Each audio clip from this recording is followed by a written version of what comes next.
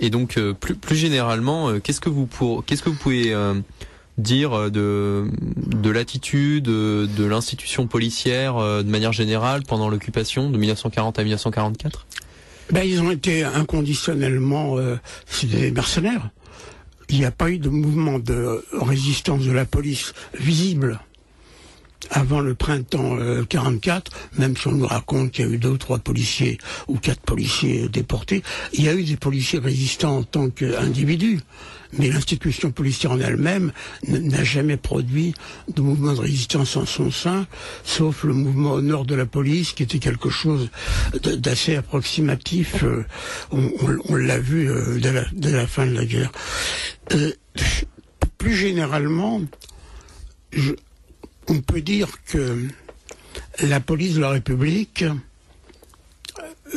n'a été que très rarement républicaine. Et puis, plus certainement, on ne devient pas policier impunément. Et ce sont des constats. Ce que les mathématiciens disent de manière plus précieuse, ils appellent ça des postulats.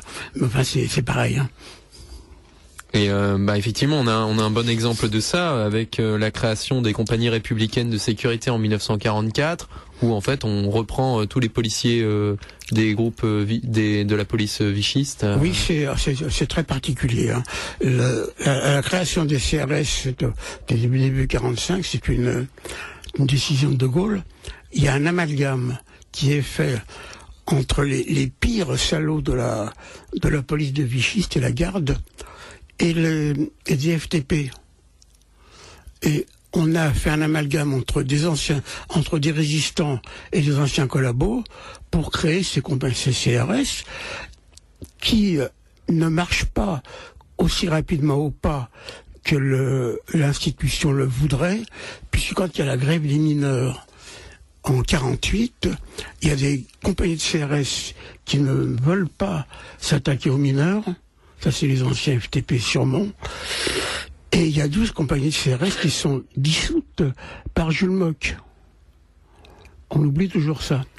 Alors, savoir aussi, à partir du comportement des CRS, c'est que les policiers avaient des primes.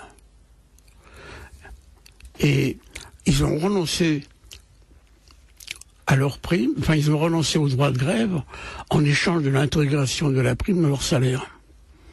D'où, quand on nous dit que les policiers n'ont pas le droit de grève, leurs anciens ont choisi. D'accord, ouais. Et